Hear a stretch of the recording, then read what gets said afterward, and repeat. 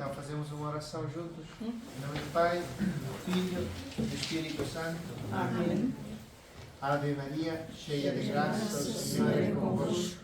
Bendita sois vós entre as mulheres, e bendito é o fruto do vosso ventre, Jesus. Santa Maria, Mãe de Deus, rogai por nós, pecadores, agora e na hora da nossa morte. Amém. Nossa Senhora, Mãe da Igreja, Rogai por nós. Em nome do Pai, do Filho e do Espírito Santo. Amém.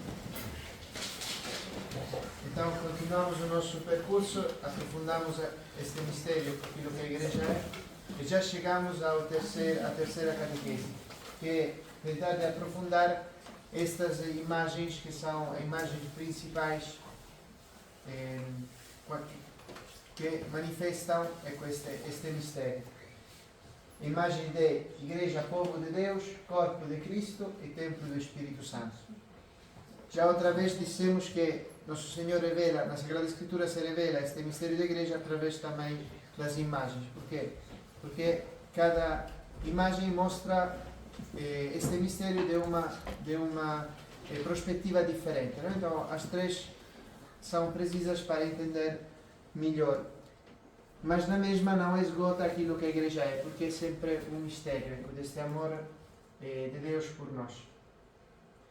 Então, já dissemos como este projeto, tudo aquilo que é a criação e a redenção do homem, este desejo do Pai de comunicar o seu amor e depois de conduzir tudo aquilo que criou e nós homens no mistério, na intimidade da união divina.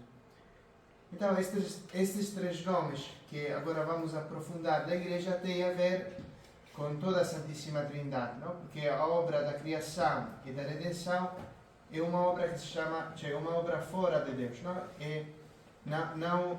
Temos, então é toda a Trindade que colaborou na criação do mundo e colaborou na redenção do mundo.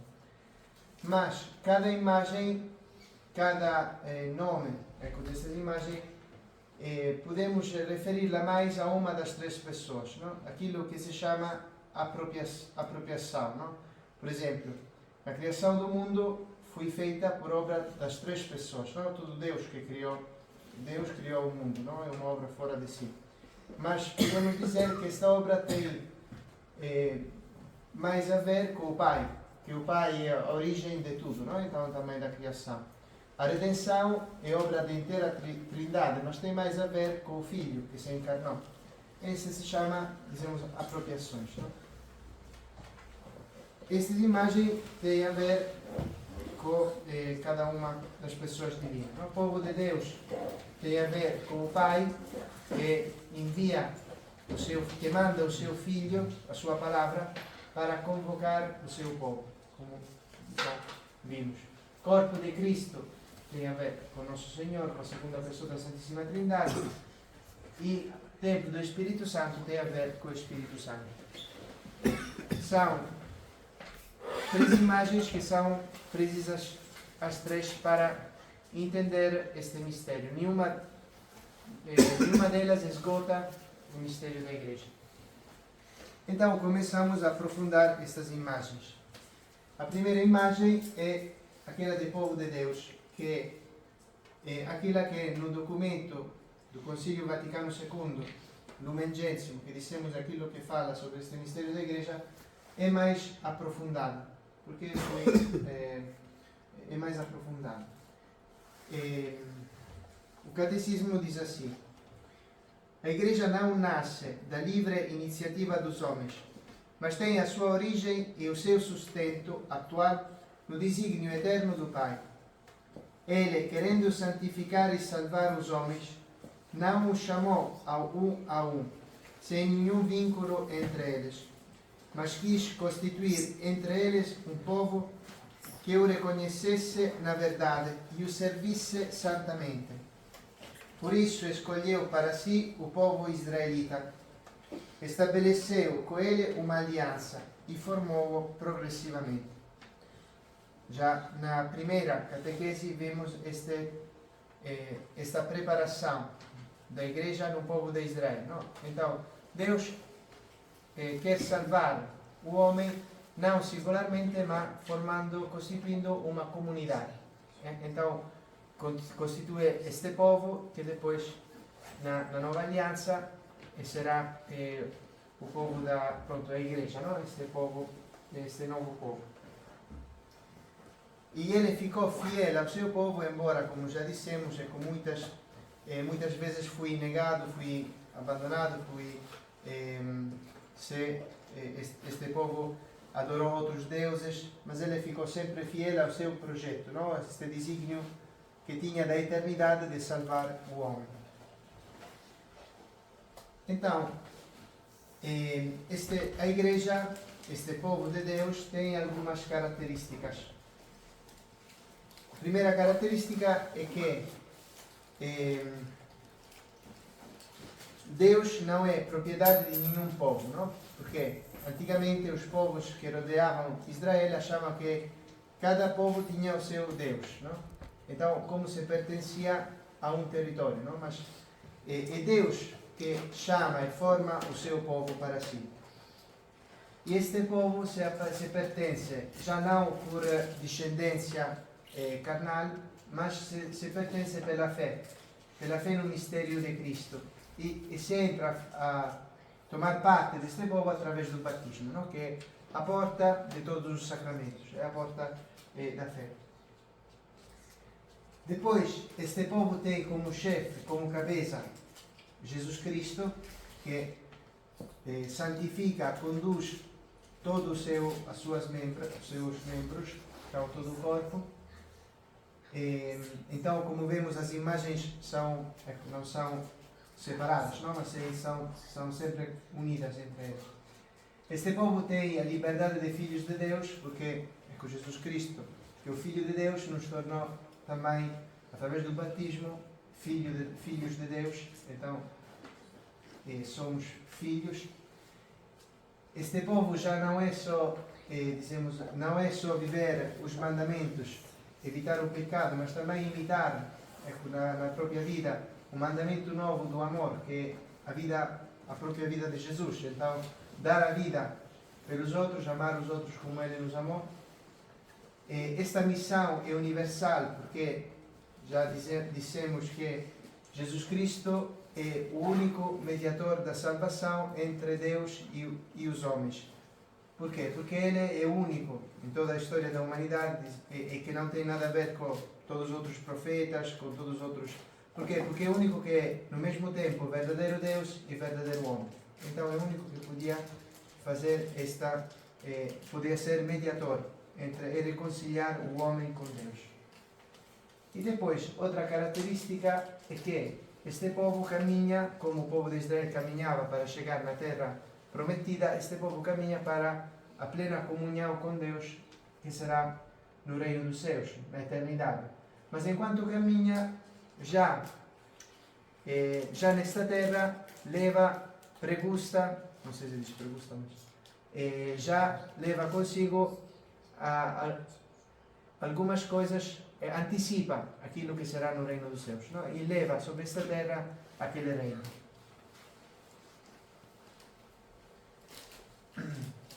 Então, através do batismo, também nós somos unidos ao mistério de Cristo. De fato, antigamente o batismo se celebrava com imersão, não? Então, quem era batizado entrava na água para simbolizar a morte, a vida ao homem velho, e depois saía da água para significar a ressurreição, porque começa a participar na vida de Cristo numa vida nova. E através do batismo somos também ungidos. Porquê? Porque tornamos Jesus Cristo é ungido pelo Espírito Santo, Ele é o Messias, e também nós tornamos ungidos. O que quer dizer que somos ungidos?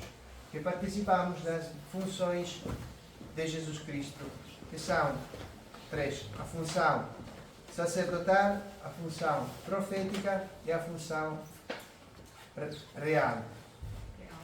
Não, do rei, real. A função real. E então vamos aprofundar estas três dimensões da nova vida cristã. muitas vezes na Sagrada Escritura se fala deste povo, já no Antigo Testamento, mas depois no Novo Testamento, como o reino de sacerdotes para o seu Deus e Pai, ou seja, para o Pai de Jesus, não? Para Deus. E se fala do reino de sacerdotes.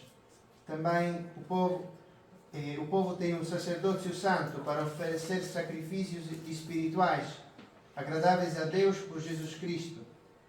E também na primeira carta de São Pedro, que o povo de Deus é raça eleita, sacerdócio real, nação santa, povo que Deus adquiriu para si, a fim de proclamar as maravilhas daquele que vos chamou das trevas para a sua admirável luz.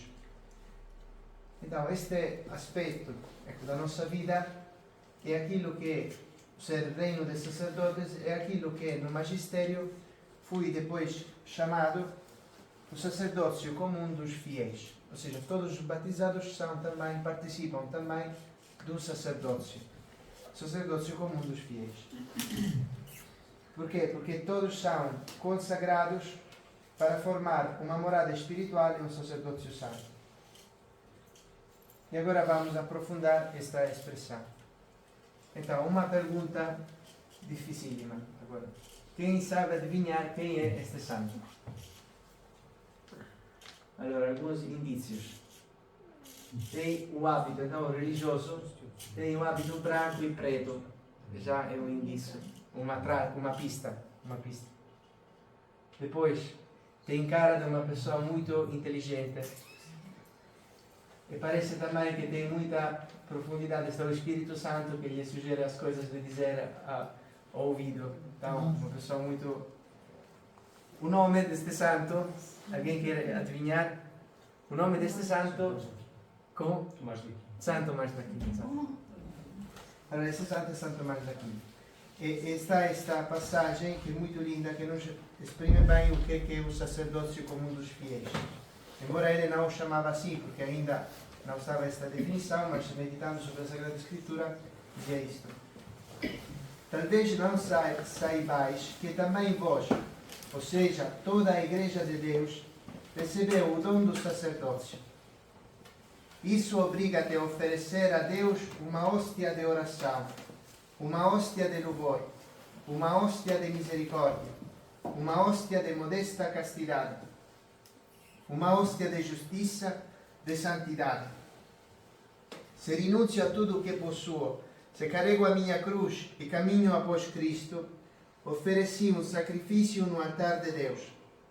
Se ofereço o meu corpo para que arda no fogo da caridade e obtenha a glória do martírio, ofereci-me em holocausto no altar de Deus. Se amo os meus irmãos a ponto de dar a minha vida por eles, se luto pela justiça e pela verdade até a morte, se mortifico o meu corpo, abstendo-me de toda a concupiscência da carne, se por mim o mundo é crucificado e eu sou crucificado pelo mundo, ofereci-me em holocausto sobre o altar de Deus.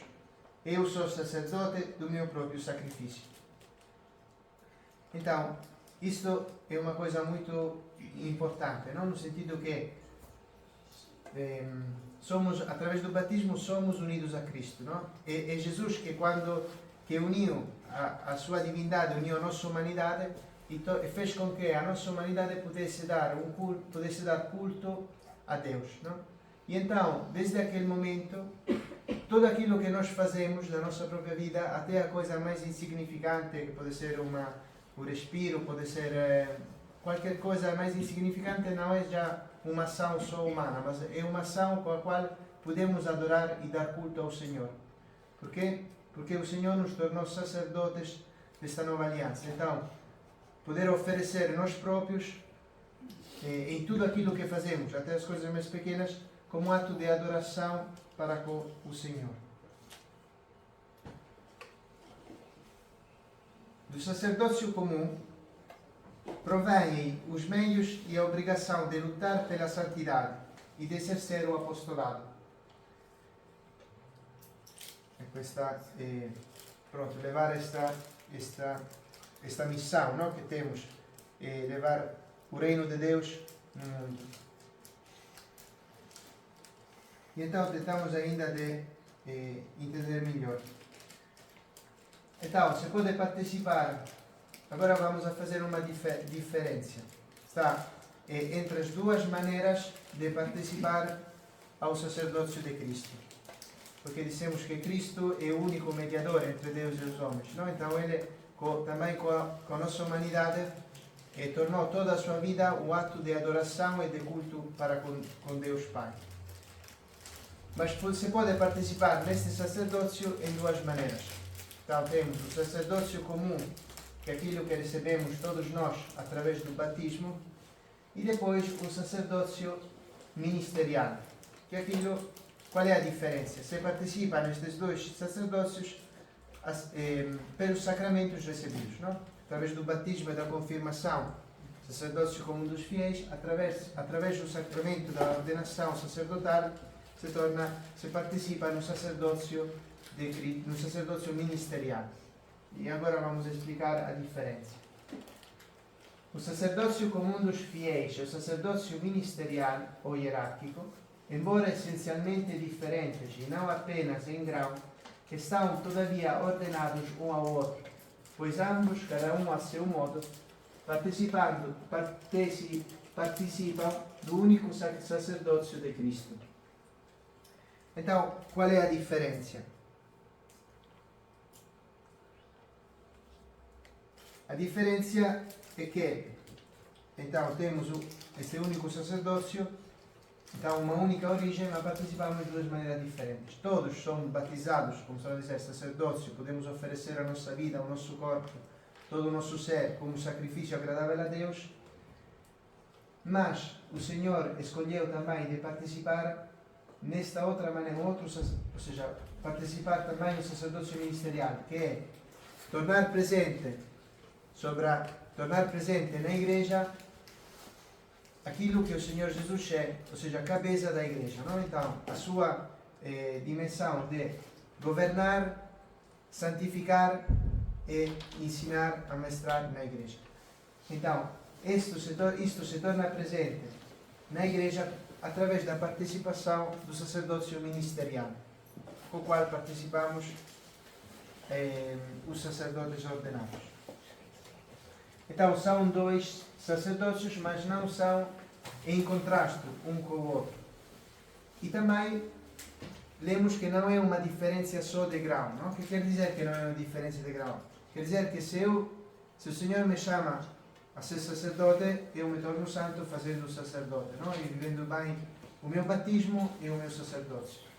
Se o Senhor me chama, se não me chama a ser sacerdote, me chama a ser casado, eu vivo bem e posso santificar-me, chegar à plenitude da santidade, vivendo bem aquela minha vocação. Não é que, ou seja, precisa passar, não é como nos videojogos, não? Que estão ou seja, se tu jogas bem, passa ao segundo nível, não? Mas são duas maneiras de santificação, não? E estão em uma relação de comunhão, porque um é ordenado ao outro. E agora vamos a ver.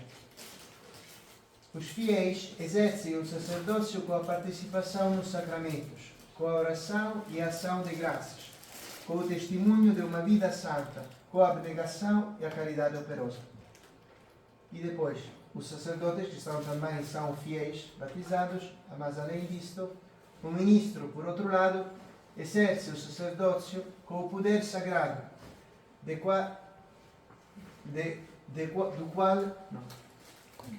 que está investido, quando forma e governa o povo sacerdotal, realiza o sacrifício eucarístico na pessoa de Cristo e oferece a Deus em nome de todo o povo.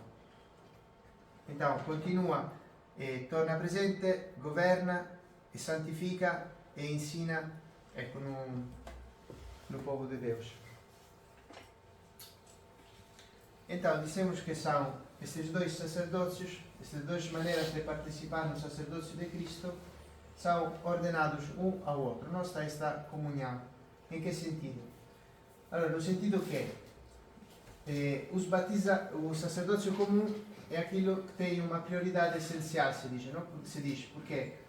Porque o Senhor nos chama a todos à santidade, a chegar à santidade. Ora, para chegar à santidade, entramos e começamos este caminho para chegar à santidade através do batismo, não? Então, este sacerdócio tem uma prioridade essencial. Por quê? Porque sem batismo não podemos ser salvos, não? E também por outra razão, porque quando seremos no céu, já aí estaremos em plena comunhão com Deus, inteiramente, porque participamos, veremos assim como Ele é, não? Temos uma comunhão plena. Então não precisaremos já de nenhuma mediação, não? Porque seremos completamente unidos a Deus. E então, naquele momento, no céu, os sacerdotes não terão a sua função.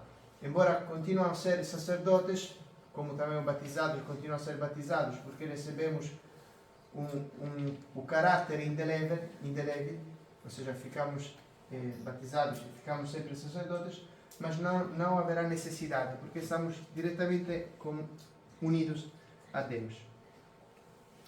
Este é o nosso querido Padre Rui, a sua primeira missa, Santa Missa. O sacerdócio ministerial tem, se diz, uma prioridade funcional, ou seja,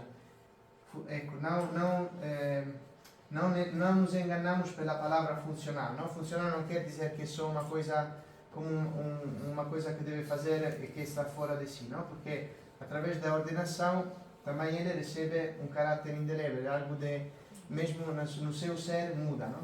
Mas funcional no sentido que todos os batizados não poderiam chegar à santidade sem o sacerdócio ministerial, porque é o sacerdócio ministerial que torna presente, que continua a santificar e a tornar presente Cristo enquanto cabeça da igreja, não? Então, através dos sacramentos continua a santificar, através da pregação continua a ensinar e continua a governar também a igreja. Então, estas duas dimensões do sacerdote, estes dois sacerdócios, são bem exprimidos por estas palavras deste santo. Que agora, outra pergunta, quem é este santo? Agora está... Quem? Santa Agostinho. Santo Agostinho, exato. Porque atrás estão muitos livros, escreveu muito, é bispo. É Agostinho. Aquela mão ali. Então ele dizia assim: se me aterroriza ser para vós, ou seja, ser bispo, não? Ser para vós ministro, consola-me estar convosco, porque para vós sou bispo, convosco sou cristão. Aquele é o nome de um ofício, este é uma graça. Aquele é o nome de um perigo, este é o de uma salvação. Não? Então, exprime bem esta dimensão, não? Que os ministros consagrados, os sacerdotes, o sacerdócio ministerial, não tem uma superioridade no sentido que, dizemos assim, é mais santo, não? Pelo contrário, tem uma responsabilidade a mais, porque esse sacerdócio foi entregado ao Senhor para servir e santificar os batizados, não? Então, Santo Agostinho diz: aquele é o nome de um perigo, porque é uma responsabilidade grande.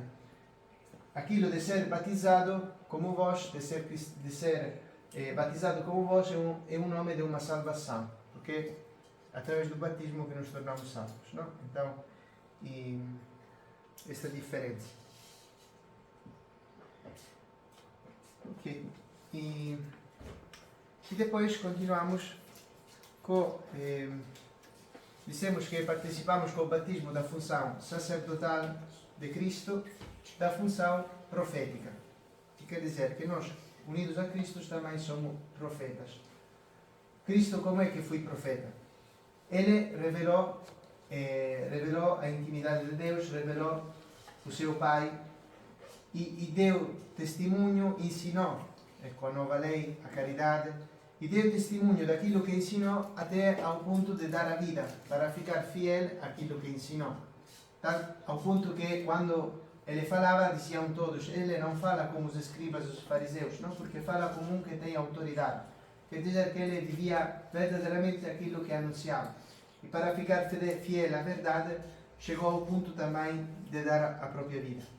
Então, também o cristão, batizado, unido a ele por meio do Espírito Santo, se torna profeta, não? Porque não só porque com a palavra anuncia as verdades do Evangelho, anuncia a vida de Cristo, anuncia os mandamentos novos, anuncia as beatitudes, mas também porque ele as vive com a própria vida e fica fiel àquele ensinamento, seguindo o exemplo do nosso Senhor, até o ponto também de dar a vida, não? Também de enfrentar todas aquelas dificuldades, sofrimentos, incompreensões que isto pode levar, não? Quando encontramos quem não partilha a nossa fé. Então, o Senhor nos dá esta missão de anunciar com a vida, primeiro, e também com as palavras, a nossa fé e o Evangelho.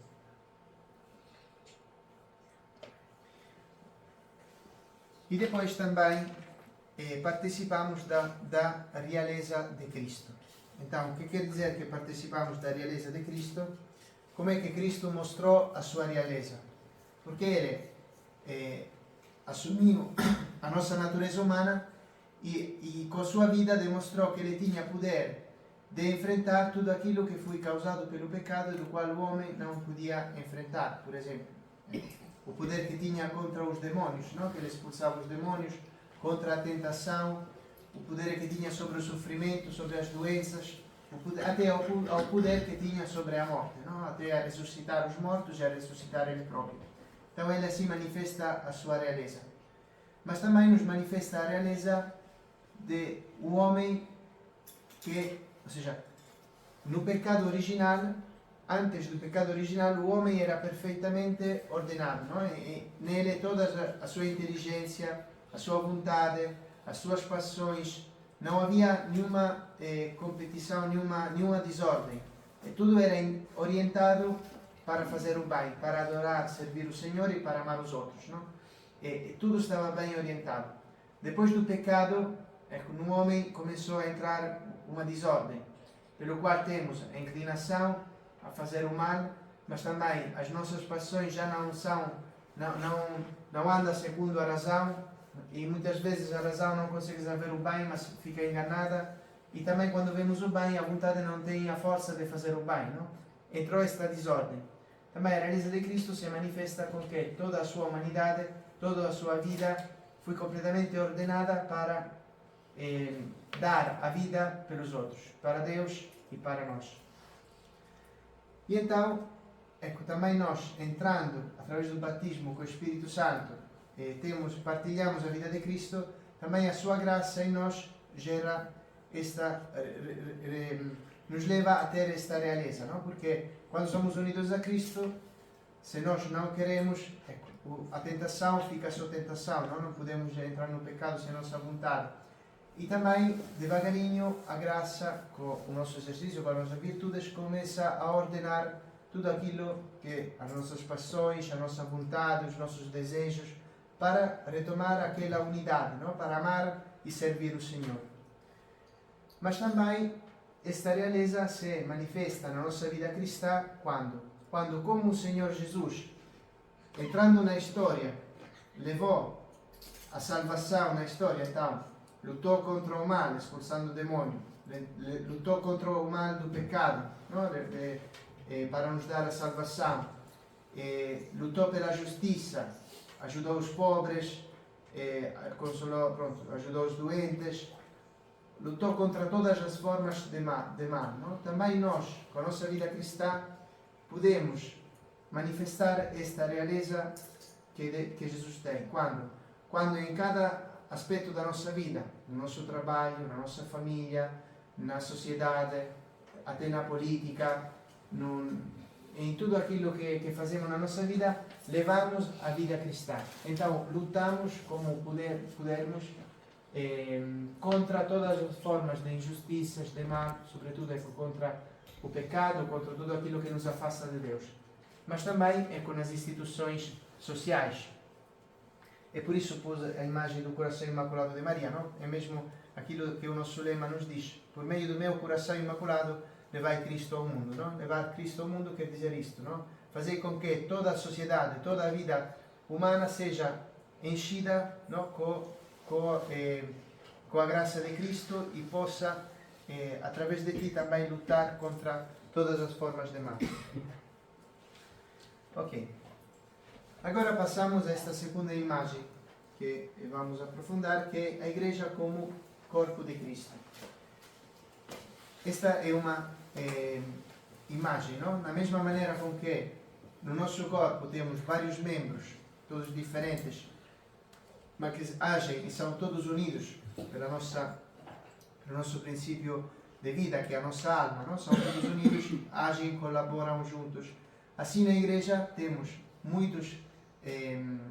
muita diversidade, cada um de nós, mas que é unido pelo batismo, pelo Espírito Santo. Não? O Espírito Santo faz com que todos nós nos unimos para formar o corpo de Cristo. Pronto, tudo isto nasce da encarnação de Jesus sempre.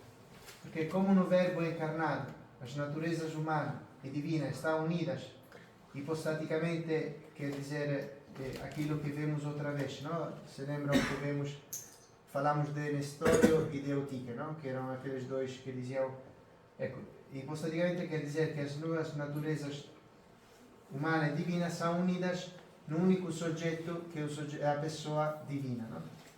Pronto. Assim também na igreja existe a unidade do humano e do divino, não? Isto também dissemos outra vez. Não está esta dimensão visível e invisível.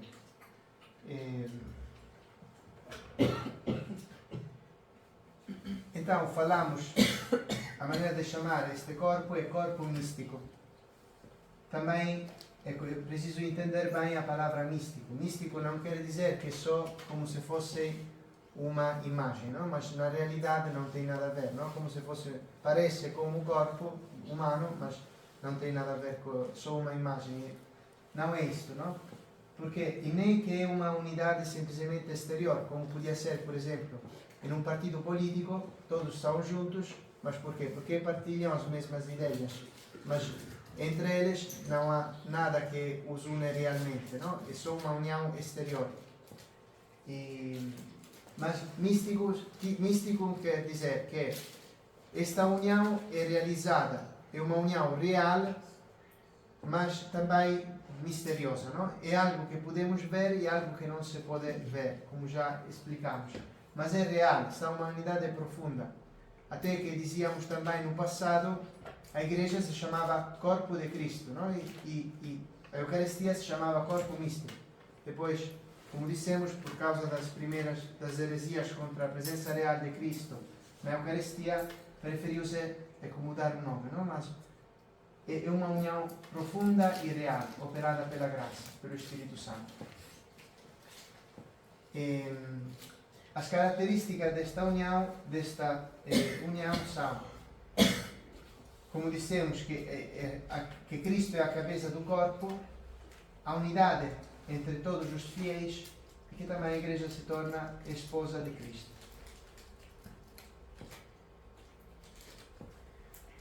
Então também dissemos que ao centro da nossa união com Cristo está o mistério da Eucaristia.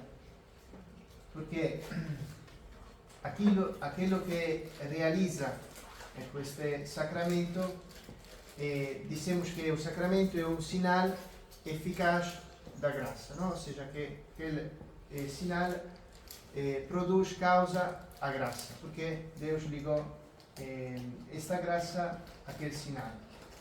Qual é a graça produzida pelo sacramento da Eucaristia? A graça produzida por este sacramento é que quando nós comungamos ao corpo de Cristo, nós também nos tornamos aquilo que esse sacramento significa. Nos tornamos também corpo de Cristo. Então, esta união é aquilo que este sacramento realiza, não? Através da comunhão com o corpo de Cristo, nos tornamos também membros do seu corpo, não? Então, uma união real e que também São Paulo dizia com estas palavras, não? Uma vez que há um só pão, nós, embora muitos, somos um só corpo, porque todos participamos, comungamos ao mesmo corpo, que é o corpo de Cristo. Então, nos tornamos também corpo de Cristo. Agora, uma pergunta difícil demais. Agora, precisa atenção, hein? Em que estado se encontra este lugar? O Vaticano. Muito bem, porque disseram na Itália, não, cidade do Vaticano. Então, esta imagem, para dizer que, para mostrar quantos cristãos estavam para assistir, dissemos também que a comunhão com o corpo de Cristo nos torna irmãos e unidos entre nós. Isto para nós é muito importante, sobretudo para para o nosso carisma, não? A dimensão da reparação. Por que podemos reparar? Porque somos um só corpo, temos uma unidade profunda entre nós porque somos todos unidos a Cristo. Como dizia São Paulo, não? Se um membro do nosso corpo sofre, todo o corpo sofre com aquele membro, não? Não é que são duas realidades diferentes. E então, também para nós, na nossa vida devia ser assim, não? Saber que temos muitos batizados que não vivem já, não participam, a graça de Cristo não passa também a vivificá-los porque vivem no pecado, devia fazer com que, como quando somos feridos em um lugar do nosso corpo, sofremos, todas as membros sofrem, também nós todos deveríamos sentir esta necessidade de poder fazer aquilo que podemos para conseguir ajudar Cristo a salvar novamente esta alma, não? A reconciliá-la com Ele, não? A fazer com que este membro fique curado. E isto se dá por esta união profunda. Por isso, cada coisa que, por exemplo, um santo, um que vive uma vida santa, faz bem e ajuda todos os outros, porque estamos unidos. E também quem vive mal, cumpre o pecado, faz mal a todo o corpo. Não é só uma coisa privada. Embora o pecado pode ser aquilo mais escondido, mas por esta união profunda que temos, essa dimensão de comunhão, o bem e o mal pode refletir-se sobre todo o corpo. E depois, é que dissemos que Cristo é a cabeça da igreja. Em que sentido Cristo é a cabeça da igreja? Ecco, no sentido che è por Ele che todo o corpo è santificado. Por Ele todo o corpo è santificado e a graça flui, no? Através dele por todos os membros. E por isso pronto, somos conduzidos e santificados por Ele. Também cabeça quer dizer que Cristo é o princípio, é por Ele que somos unidos, não? Através do seu mistério pascal, somos unidos a Ele.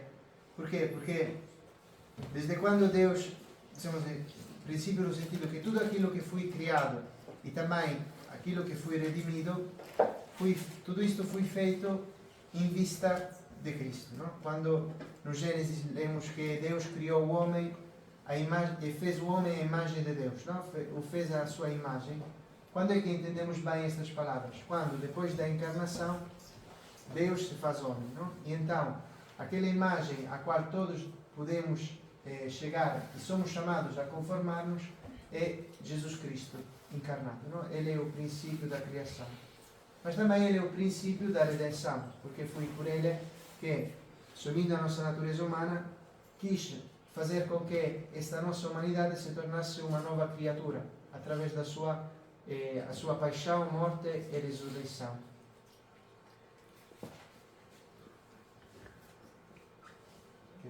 Por isso já dissemos que Cristo brota a vida que chega a todos os membros. Também a igreja se torna esposa de Cristo. Por quê? Porque aquilo que São Paulo, quando fala do casamento entre um e uma mulher, diz que isto acontece, este mistério é grande, não? Ou seja, que os dois se tornarão uma só carne, e depois diz, este mistério é grande, digo em relação a Cristo e a igreja. De facto, a verdadeira união que nós temos com Cristo, a tornar-se uma só coisa, é aquilo que acontece, que no casamento dizemos, é sinal desta união muito mais profunda que a nossa união com Cristo, porque com Ele verdadeiramente formamos um só corpo. Comulgando ao seu corpo, nos tornamos seu corpo verdadeiramente. Nós somos uma coisa só, porque Ele próprio assumiu sobre si a nossa natureza humana. Embora, como vemos nos esposos, é que os dois ficam, dizemos assim, dois sujeitos, também nós, na união com Cristo, não perdemos a nossa identidade, mas nos tornamos membros do seu corpo. É que depois a última imagem, isto é rápido, também a igreja pode chamar-se Templo do Espírito Santo. porque esta definição? Porque Jesus, o próprio Jesus se apresentou como a pedra angular. Agora, não sei, aqui precisaria interrogar o Antônio. Agora não sei se acho que não funciona já assim, mas antigamente quando construíam os templos, as casas, as construções, tudo dependia de uma pedra angular, como se fosse, mais ou menos, dizemos assim, a primeira pedra, não? Por aquela pedra depois se arranjavam todos os muros, as coisas. E então é Jesus próprio que se apresenta como esta pedra que foi rejeitada pelos homens, mas é a pedra escolhida, sobre a qual depois, através dos apóstolos, através de dizemos, todos os batizados, se construi este novo templo. Agora, qual é este novo templo? Também aqui vemos esta unidade, não? Entre as imagens. Um novo templo, sabemos, é o corpo de Cristo. Este templo já era prefigurado, dizemos, no Antigo Testamento. Este é o templo de Jerusalém, que era o sinal da presença de Deus entre o seu povo. Quando Jesus está com os seus discípulos, não, que passam perto do templo, lhe dizem: olha que lindas pedras com que é feito este templo. Não? E Jesus diz: destruirei este templo. Não. Destruirei este templo. Não, como é que diz? Se destruírem isto. Os outros. Destruirão este templo e eu em 3 dias o construirei. Então, quando Jesus ressuscitou, se diz que os discípulos se lembraram que ele falava do templo do seu corpo. Por quê? Porque depois da sua encarnação, o lugar onde está presente a divindade já não era o templo de pedra, mas era a sua humanidade. Não? E aquilo é o lugar da... Por quê? Porque toda a plenitude da divindade era o Verbo de Deus que se encarnou. E então, o seu corpo é o verdadeiro templo. E São Pedro fala assim, não? Falando dos cristãos, diz: aproximando-vos dele, pedra viva, rejeitada pelos homens, mas escolhida e preciosa aos olhos de Deus, deixai-vos também vós, como pedras vivas, edificar, como edifício espiritual, tendo em vista um sacerdócio santo, cujo fim é oferecer sacrifícios espirituais agradáveis a Deus, por meio de Jesus Cristo. Por isso está na Escritura: eis que ponho em Sião uma pedra angular, escolhida, preciosa, que nela acreditar não será confundido.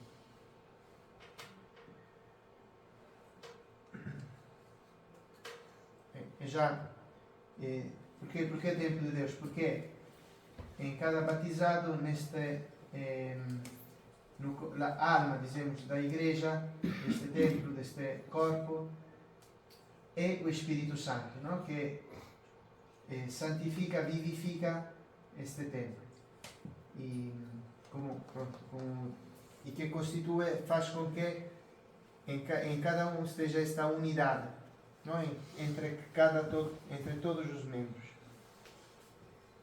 Assim, neste sentido, dissemos que, embora há muitas vocações, muitas missões no interno da igreja, tudo isto acontece sempre na unidade, não? Porque é na comunhão com Cristo, com o Espírito Santo, na comunhão com a igreja, não? Que se manifesta esta riqueza grande. Embora cada um tenha o seu carisma, cada um tem o seu dom particular que Deus faz surgir para a edificação da igreja num determinado momento, mas está sempre tudo na comunhão. Quando há divisão, quer dizer que aquilo provavelmente não vem do Espírito Santo, porque o Espírito Santo nunca divide, mas une.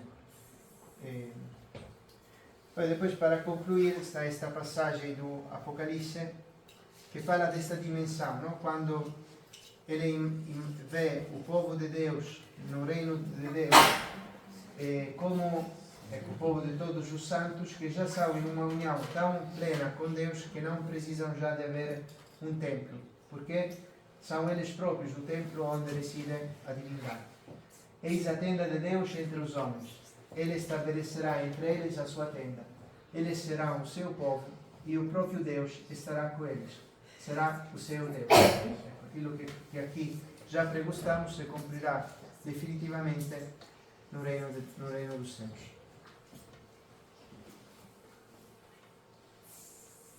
E depois